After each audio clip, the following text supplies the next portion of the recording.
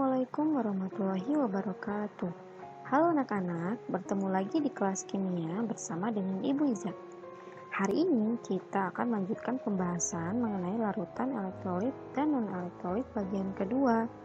Selain itu, Ibu juga akan memberikan beberapa contoh soal dan pembahasannya.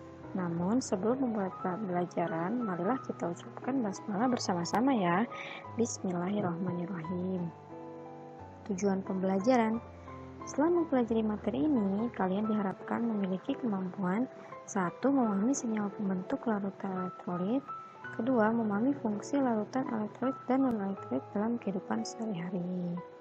Nah, pada video sebelumnya, kalian sudah tahu bagaimana itu ciri larutan elektrolit kuat, ciri larutan elektrolit lemah, dan ciri larutan elektrolit. Lalu senyawa apa saja yang termasuk ke dalam larutan elektrolit kuat, elektrolit lemah, dan non-elektrolit? Mari kita bahas bersama ya. Nah, pada semester sebelumnya kalian juga sudah belajar mengenai ikatan kimia. Tentunya kalian masih ingat ada yang disebut dengan ikatan ion, ada yang disebut dengan ikatan kovalen. Ikatan ion adalah ikatan yang terjadi karena adanya serah terima elektron. Nah, senyawa yang terjadi dari ikatan ion yang terjadi antara dua unsur atau lebih dinamakan dengan senyawa ionik. Nah, senyawa ionik ini pada umumnya terbentuk dari unsur logam dan non-logam. Nah, kalau unsur logam pada tabel periodik bisa kita temukan pada golongan 1A, 2A, dan sebagian pada golongan 3A ya. Sedangkan unsur non-logam biasanya kita temukan pada golongan 5A, 6A, dan 7A. Lalu apa hubungannya dengan elektrolit dan non-elektrolit? Jadi, pada senyawa ionik, dalam keadaan larutan maupun lelehannya dapat menghantarkan arus listrik atau bersifat elektrolit. Mengapa demikian?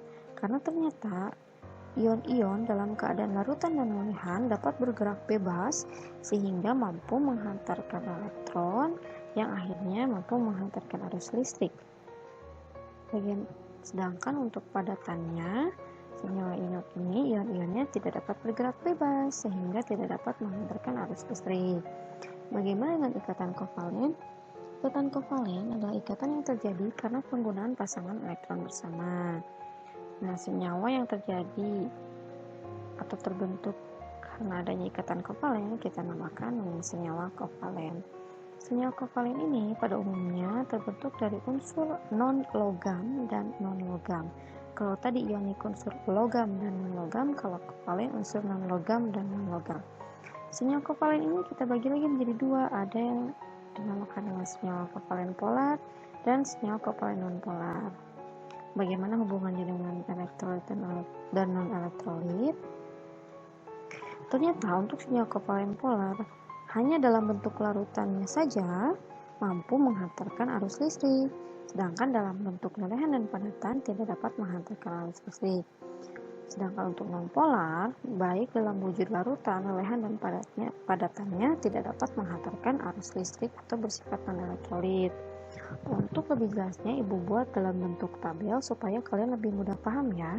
Di sini ada senyawa ion. Di sini senyawa ion hanya lelehan dan larutan yang dapat menghantarkan listrik. Sedangkan untuk kovalen polar hanya larutannya saja yang dapat menghantarkan listrik.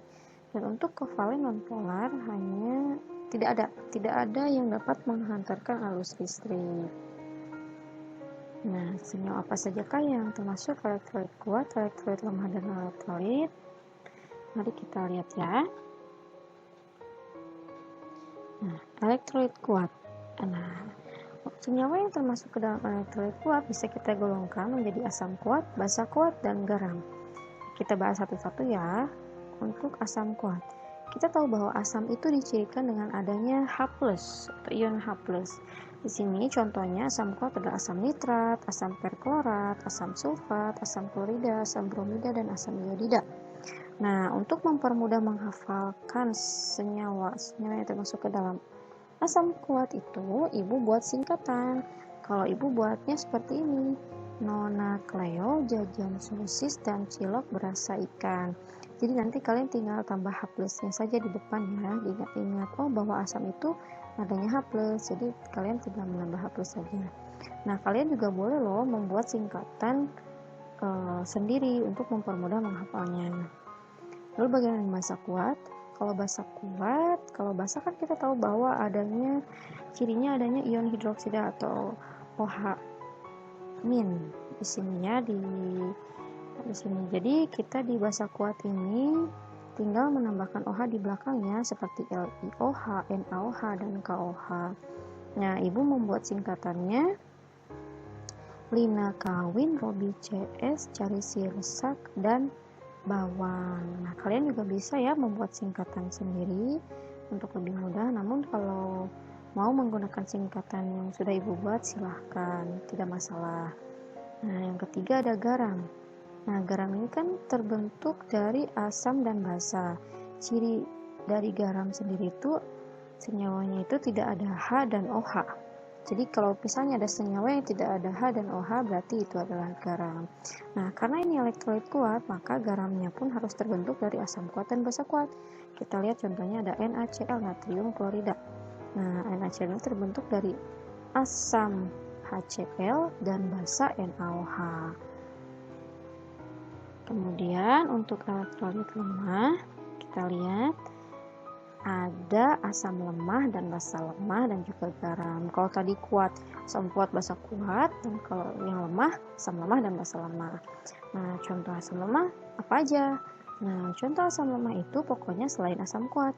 Jadi, Ibu tekankan kalian harus menghafal yang termasuk asam kuat maupun basa kuat, sehingga kalian bisa mengetahui yang mana asam lemah dan basa lemah. Karena di sini yang asam lemah itu berarti selain asam kuat. Contohnya asam asetat, asam sulfida, asam fosfat, dan lain-lain. Sedangkan untuk basa lemah berarti selain basa kuat, ada aluminium hidroksida, ada amonium hidroksida, dan lain-lain. Nah, untuk garamnya sendiri, garamnya juga terbentuk dari asam lemah dan basa lemah ya. Di sini bisa kita lihat. Ada NH4CN, ada NH4F. Bagaimana untuk non-elektrolit? Untuk non-elektrolit, kita hafalkan saja pada umumnya ada urea, CONH2 2 kali, ada glukosa, ada gula, ada hidrokarbon, dan juga sebagian ada alkohol ya. Nah, bagaimana fungsi larutan elektrolit dalam kehidupan sehari-hari? Ternyata fungsi larutan elektrolit dalam kehidupan sehari-hari kita bisa lihat dari mengatasi kekurangan cairan pada tubuh manusia. Kalau kita pasti sudah mengenal yang namanya oralit ya. Oralit bisa kita buat sendiri di rumah atau bisa kita beli di apotek. Nah, oralit ini biasanya digunakan untuk mencegah kekurangan cairan akibat diare. Jadi kalau kita diare, kita bisa minum larutan elektrolit untuk mencegah kekurangan cairan pada tubuh. Kemudian ada infus yang kita temukan di rumah sakit ya. Ada juga air kelapa. Nah, air kelapa ini ternyata elektrolit alami. Jadi sering-seringlah ya kalian minum air kelapa. Kemudian ada juga fungsi lain yaitu penambah rasa pada makanan. Di sini ada cuka. Cuka kan sering kalian temukan di makanan bakso ya. Nah, kalau kalian makan bakso, kalian sering temukan asam cuka. Kemudian ada garam dapur atau NaCl yang pasti ada di rumah kalian masing-masing. Selain sebagai penambah rasa, fungsinya juga sebagai pencahar. Di sini ada garam Inggris yang merupakan obat pencahar. Nah, yang terakhir, fungsi larutan elektrolit adalah sebagai sel elektrokimia, di mana kita yang paling terkenal adalah sel elektrokimia itu contohnya asam sulfat ya, yaitu pada air aki. Nah, di sini ada garam Inggris contohnya ya. Juga ada contoh air aki yang berisi asam sulfat. Oke, kita lanjut ke latihan soal ya. Nah, pertanyaan pertama, perhatikan gambar pengujian daya hantar beberapa larutan berikut. Larutan yang bersifat elektrolit kuat dan lemah berturut-turut adalah, nah seperti yang kita tahu bahwa elektrolit kuat itu bercirikan adanya gelembung yang banyak dan lampu yang terang. Kemudian kalau elektrolit lemah itu kan lampunya bisa redup atau tidak ada nyala lampu, tapi ada gelembung sedikit. Untuk non-elektrolit tidak ada keduanya, tidak ada gelembung dan tidak ada nyala lampu. Kita lihat di sini nomor 1 sudah jelas ya, banyak gelembung dan lampunya menyala terang, berarti dia adalah elektrolit. Kemudian kita loncat saja langsung ke nomor 3 ya, nanti nomor 2 dijelaskan. Di nomor 3 juga sudah kelihatan jelas bahwa tidak ada gelembung dan tidak ada nyala lampu. Berarti nomor 3 adalah larutan non-elektrolit. Kemudian untuk nomor 4 dan 5 di sini terlihat bahwa di sini tidak ada nyala lampu namun ada gelembung sedikit. Berarti nomor 4 dan 5 adalah larutan elektrolit lemah. Lalu bagaimana untuk nomor 2? Untuk nomor 2 di sini ada nyala lampu tapi tidak seterang nyala lampu nomor 1 dan ada gelembung dan juga gelembungnya tidak sebanyak nomor 1. Nah, nomor 2 ini bisa kita katakan dia lebih larutannya termasuk larutan elektrolit lemah dibandingkan nomor 1, tapi dia sifat elektrolitnya lebih kuat dibanding nomor 4 dan 5. Jadi, kemungkinannya adalah yang termasuk elektrolit kuat dan lemah berturut-turut adalah nomor 1 dan 4 atau 1 dan 5. Kita lihat di sini di pilihannya ada tidak 1, 4? Tidak ada. Tapi ada 1, 5 ya. Berarti jawabannya adalah C. Oke, lanjut ke nomor 2 ya. Nomor 2, di sini ada tabel uji daya hantar listrik dari berbagai sumber mata air. Di sini ada sumber mata air K, L, M, N, O. Pertanyaannya, mata air dengan daya hantar listrik paling lemah dan paling kuat berturut-turut adalah. Nah, sama seperti tadi ya. Kalau di sini paling lemah berarti kita bisa katakan ini adalah elektrolit lemah. Nah, berarti ini elektrolit kuat. Di sini ada ciri-cirinya. Kalau elektrolit lemah kan tadi tidak ada nyala lampu atau ada nyala lampu yang redup, tapi ada gelembung sedikit. Kalau misalnya elektrolit kuat, itu ada nyala lampu yang terang dan gelembungnya banyak. Di sini sudah jelas terlihat ya, untuk sumber mata air K tidak ada nyala lampu dan tidak ada gelembung, berarti dia merupakan non-elektrolit. Nah, untuk langsung sumber mata air yang M saja ya kita bahas. Di sini ada menyala redup sedikit dan untuk N tidak menyala tapi ada gelembung sedikit. Nah, maka M dan N ini bisa kita katakan elektrolit lemah. Kemudian di sini untuk sumber mata air O ada nyala lampu yang terang dan gelembung yang sangat banyak. Ini sudah jelas merupakan ciri elektrolit kuat. Lalu bagaimana dengan untuk sumber mata air L? Di sini ada nyala lampu yang terang dan ada gelembung sedikit. Nah, di sini bisa katakan bahwa untuk L ini sifat elektrolitnya lebih lemah dari yang O, tapi dia sifat elektrolitnya lebih kuat dari M dan N. Pertanyaannya adalah yang paling lemah. Pertanyaannya adalah yang paling lemah dan yang paling kuat.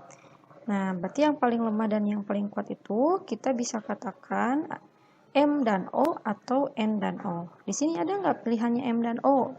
Tidak ada ya, adanya N dan O. Berarti jawabannya adalah E. Lanjut ke soal nomor 3. Di sini ada data daya hantar listrik beberapa air limbah beserta nilai derajat ionisasinya. Nah, di sini kan data pengamatannya itu ada nyala lampu dan gelembung gas. Di sini juga ada data derajat ionisasinya. Nah, kalau sudah ada data derajat ionisasinya, sebetulnya kita bisa mengatakan itu elektrolit kuat, lemah, dan non-elektrolit itu tanpa melihat pengamatan nyala lampu dan gelembung gas. Pertanyaannya, pasangan air limbah yang tergolong elektrolit lemah adalah, kita tahu bahwa elektrolit lemah itu nilainya adalah alfa itu lebih dari 0, namun kurang dari 1. Nah, di sini sudah terlihat ya bahwa untuk yang kurang dari 1 adalah air limbah L dan O. Berarti jawabannya sudah pasti ya. Di sini adalah E. Ya, di sini lihat. Oke, kita lanjut ke soal nomor 4 ya. Perhatikan beberapa larutan berikut.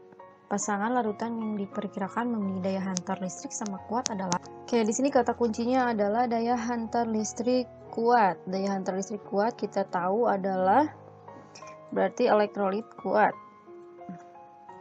Nah, sebelumnya kita sudah bahas bahwa senyawa yang termasuk elektrolit kuat itu bisa digolongkan ke dalam apa saja? Asam kuat, basa kuat, dan juga garam ya, tentunya garam yang berasal dari asam kuat dan basa kuatnya. Jadi itulah mengapa Ibu tekankan sebelumnya bahwa kalian itu harus menghafal senyawa apa saja yang termasuk ke dalam asam kuat, basa kuat. Karena cukup itu saja. Ketika kalian sudah mengetahui asam kuat dan basa kuat itu yang mana, sisanya berarti ya asam lemah, basa lemah.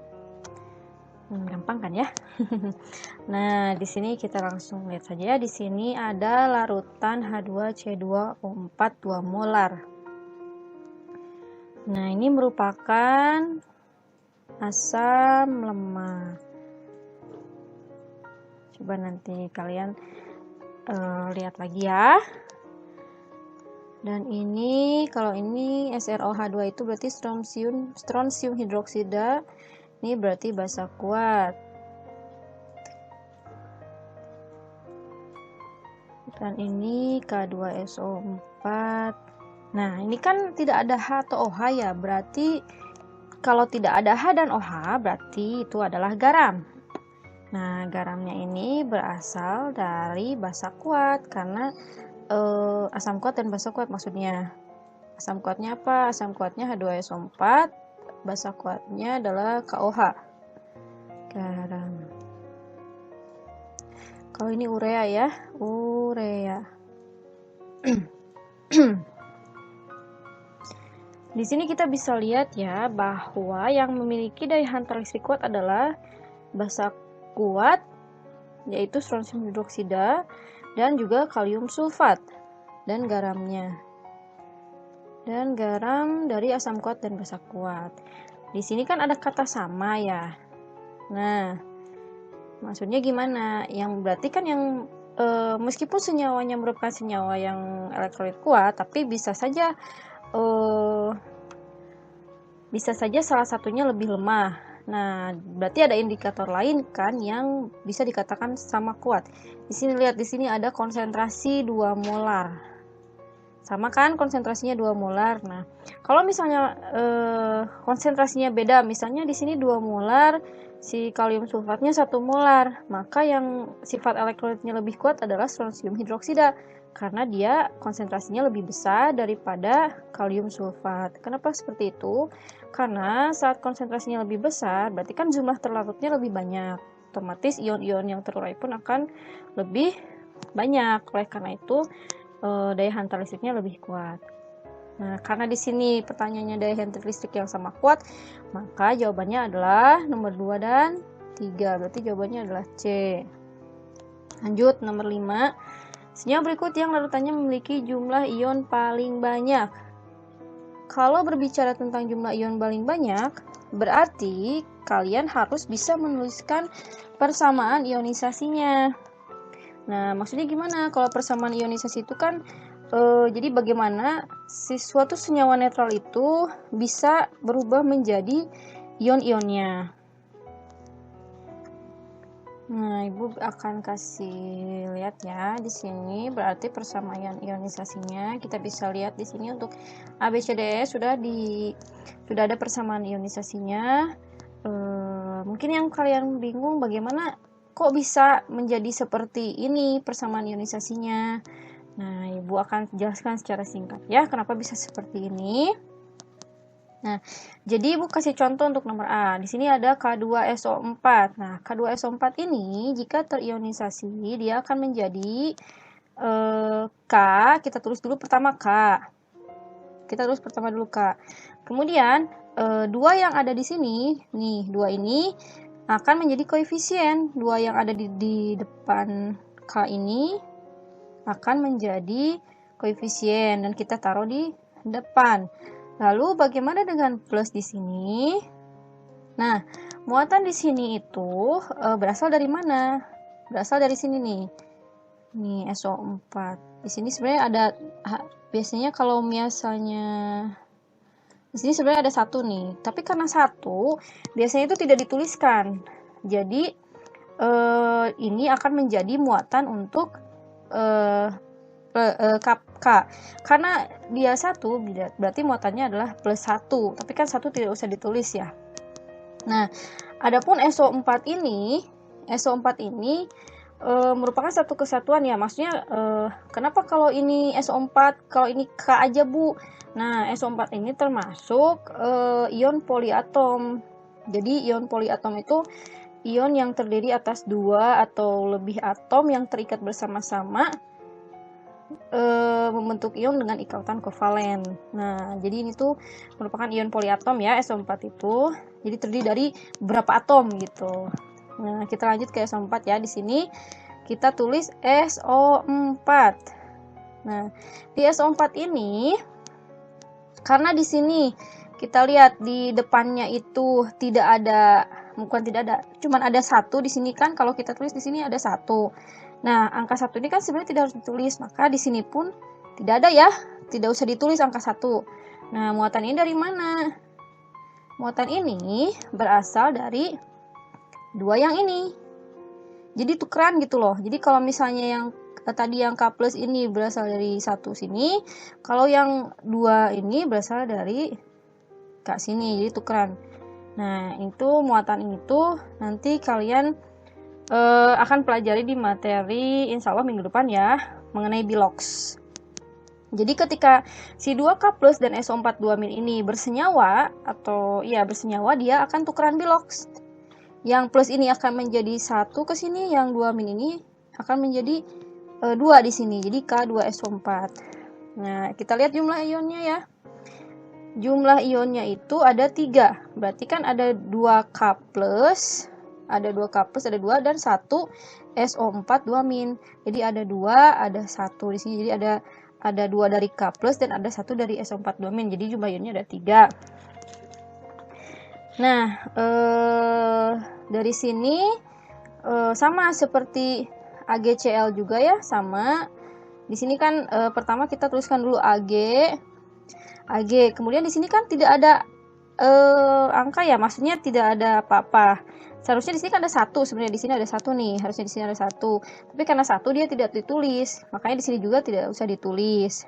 Kemudian muatan ini dari mana? Muatan ini kan sama. Ini kan seharusnya ada 1 ya. Si 1 ini sebenarnya bisa jadi muatan. Nah, terus di sini untuk Cl- juga sama.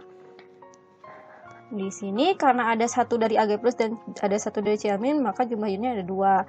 Oke, di sini untuk HBr ada 2 ion, dan untuk urea tidak terionisasi, dan untuk HCN yang merupakan asam lemah ada 2 ionnya. Nah, dari sini sudah jelas ya, jumlah ion yang paling banyak adalah A. Jumlah ion yang paling banyak adalah A. Hubungannya dengan larutan elektrolit apa? Jadi kalau misalnya jumlah ionnya banyak, otomatis daya hantar listriknya itu lebih kuat, karena ion-ion yang mampu untuk menghantarkan elektronnya lebih banyak ya. Jadi ada hubungannya. Lanjut ke soal nomor 6. Nah, manakah larutan yang menghantarkan listrik lebih baik? Jelaskan. Oke, di sini nomor A ini ada di sini nomor A itu ada senyawa yang sama, yaitu HCl, sama-sama HCl tapi berbeda konsentrasi ya. Nah, untuk zat yang sama, kekuatan daya hantar listrik itu dilihatnya dari konsentrasi, seperti yang Ibu tadi bilang di soal sebelumnya ya. Jadi, kalau misalnya konsentrasinya lebih besar, berarti dia zat terlarutnya itu otomatis lebih banyak. Nah, berarti akan menjadi ion-ionnya juga akan lebih banyak. Otomatis daya hantarnya lebih kuat. Berarti si HCl2 molar ini akan lebih baik dalam menghantarkan listriknya. Nah, bagaimana kalau misalnya untuk kasus yang B, HCl-nya 1 molar dengan CH3COH 1 molar? Kalau ini jelas kan beda senyawa, tapi konsentrasinya sama. Kita tahu bahwa HCl itu termasuk asam kuat, betul tidak? Asam kuat. Dan sedangkan kalau CH3COH ini termasuk asam lemah. Nah, berarti sudah kelihatan kan? Yang termasuk asam kuat berarti dia elektrolitnya juga kuat. Berarti kalau untuk B itu yang dapat menghantarkan listrik lebih baik adalah HCl 1 molar. Kemudian untuk kasus nomor C. Nah, di sini ada HCl 1 molar dan H2SO4 1 molar. Ini konsentrasinya sama, namun beda senyawa, namun keduanya merupakan elektrolit kuat. Dari mana tahu elektrolit kuat? Kita kan tahu sudah hafal kan yang mana asam kuat. Nah, HCl ini kan termasuk dari asam kuat. Asam kuat. Ini juga asam kuat. Lalu ngebedainnya dari apa? Nah, terus konsentrasinya juga sama kan ya, 1 molar. Nah, yang bedanya dari apa? Dari jumlah ion. Tadi kan sudah dibahas sebelumnya ya. Kalian harus bisa menuliskan persamaan ionisasinya. Nah, kita tahu bahwa HCl ini hanya punya 2 ion, sedangkan H2SO4 ini punya 3 ion. 2H+, dari 2H+, dan 1SO4-. Jadi, yang paling kuat adalah yang H2SO4. Jadi, oke, sampai sini paham ya. Lanjut ke soal nomor 7. Pasangan larutan yang merupakan elektrolit kuat dan non-elektrolit secara berturut-turut. Ingat, ini jangan ketuker ya. Jangan ketuker di ngejawab jawabannya itu, jangan ketuker gitu. Kalian tahu, mungkin udah tahu jawabannya apa, tapi urutannya jangan sampai ketuker. Jangan sampai menyebutkan dulu non-elektrolit baru elektrolit kuat. Di sini kan yang lebih dulu harus disebutkan adalah elektrolit kuat, baru non-elektrolit. Nah, sama ya, berarti kalian tetap harus menghafal yang mana itu asam kuat, basa kuat, dan juga non-elektrolit. Kalian juga harus hafal intinya 2 lah, harus hafal asam kuat dan basa kuat. Nah, ini itu NaOH dan NaCl itu adalah, ini kan basa kuat. Kalau NaCl itu garam, tapi dia garamnya berasal dari asam kuat dan basa kuat. Berarti kalau misalnya basa kuat, dia NaOH itu elektrolit kuat, tapi NaCl juga elektrolit kuat. Berarti ini bukan ya. Kemudian ada H2SO4. H2SO4 itu kan asam kuat. Asam kuat. Kalau AlOH3 ini adalah basa lemah. Nah, ini juga bukan ya. Nah, di sini ada CaOH 2 kali. Nah, ini basa kuat. Maaf ya. Basa kuat. Kalau ini, nah C2H5OH ini adalah etanol atau alkohol. Alkohol ini merupakan elektrolit ya, non-elektrolit. Non-elektrolit. Berarti elektrolit kuat dan non-elektrolit. Berarti ini jawabannya ya, yang C. Nah, kita lihat dulu yang HNO3 dan HCOH. Nah, HNO3 ini asam kuat. Kalau yang HCOH ini asam lemah.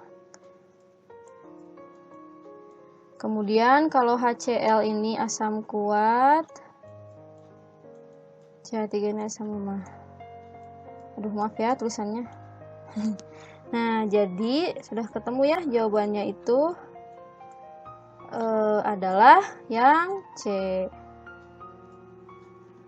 Itu loh mengapa ibu bilang penting sekali menghafalkan asam kuat dan basa kuat yang mana, dan itu tuh kepake sampai nanti di materi selanjutnya. Nah, lanjut ke soal nomor 8. Manakah senyawa berikut yang ketika dilarutkan dalam air akan terionisasi sempurna atau 100% terionisasi? Kita tahu kalau yang terionisasi sempurna itu berarti elektrolit kuat. Yang termasuk elektrolit kuat adalah asam kuat, basa kuat, dan garam yang berasal dari asam kuat dan basa kuat. Nah, sekali lagi harus hafal yang mana asam kuat dan basa kuat. Kalau ini bukan ya. A ini adalah, H4OH ini adalah basa lemah. Ini betul basa kuat. Kalau ini bukan ya, non-elektrolit, ini gula. Kalau ini urea juga non-elektrolit. Ini asam sianida atau HCN ini adalah asam lemah. Asam lemah. Jadi jawaban yang betul adalah B. Oke, jawabannya adalah B. Oke, kayaknya soalnya cukup banyak juga ya. Kayaknya cukup. Insya Allah semoga kalian lebih paham ya dari pembahasan soal. Sepertinya materi dan pembahasan soalnya cukupkan sekian dulu. Nah, silahkan kalian kerjakan kuis yang sudah ibu bagikan di kelasroom masing-masing ya.